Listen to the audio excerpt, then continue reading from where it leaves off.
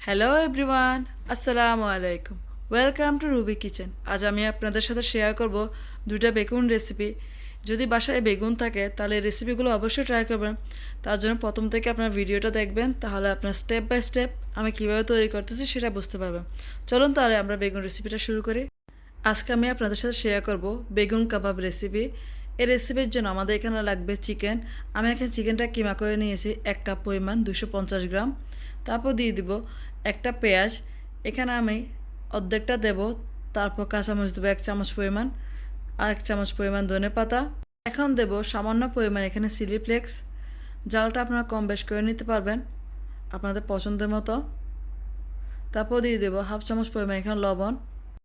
লবণটা দেওয়ার পর আমি এখন দিয়ে দেবো 1/2 চামচ পরিমাণ এখানে ধনে গুঁড়া, 1/2 চামচ পরিমাণ এখানে জিরা গুঁড়া, 1/2 চামচ পরিমাণ এখানে কাশ্মীরি মরিচের গুঁড়া, 1/2 চামচ পরিমাণ এখানে গরম মশলা গুঁড়া, 1/2 চামচ পরিমাণ এখানে দিয়ে দেবো আমি কাবাব মশলা গুঁড়া।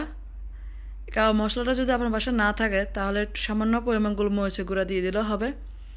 এতে কিন্তু কোনো স্বাদে কোনো হেরফের হবে না। এখন আমি ভালোভাবে মিক্স করে নেব।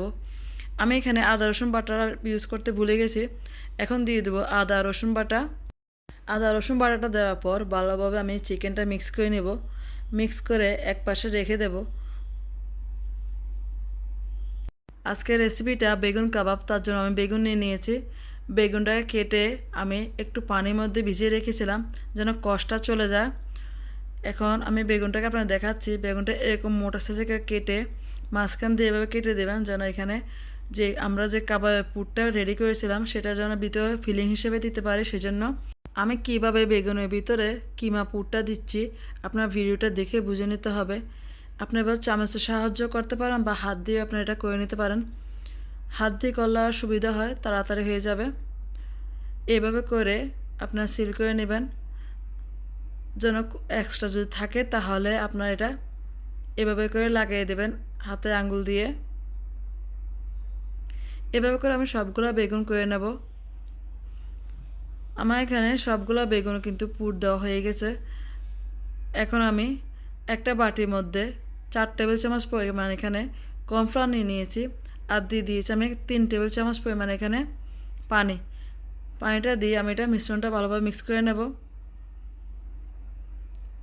এই মিশ্রণের মধ্যে আমি এখানে হালকা পরিমাণ এখানে লবণ আর একটু গোলমরিচ গুঁড়া দিয়ে এটা ভালোভাবে মিশ্রণটা মেখে রাখবো। আপনারা চাইলে এটা ডিম দিয়েও করতে পারেন। যদি আপনার বাসায় যদি কর্নফ্লাওয়ার না থাকে তাহলে আপনার ডিম দিয়ে এই প্রসেসটা করে নিতে পারেন। সাথে একটু লবণ দিলে হবে। আমি এখন কর্নফ্লাওয়ার মিশ্রণটা এক পাশে রেখে চুলার মধ্যে এটা কড়াই বসে পর্যাপ্ত তেল দিয়ে দেব। তেলটা গরম হওয়ার পর আমি এখানে যে কর্নফ্লাওয়ার মিশ্রণটা রেখেছিলাম এই কর্নফ্লাওয়ার মিশ্রণটার মধ্যে আমি এখানে বেগুনটাকে ডিপ করে ফ্রাই করে নেব। আমার তেলটা কিন্তু এখানে প্রায় গরম হয়ে আসছে, আমি চেক করে নিলাম।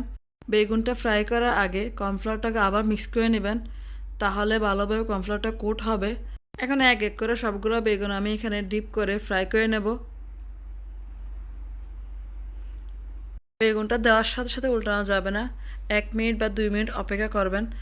তারপর আপনারা বেগুনগুলো উল্টাবেন। একেবারে এই পর্যায়ে চুলার জালটা মিডিয়ামে রাখলে হবে।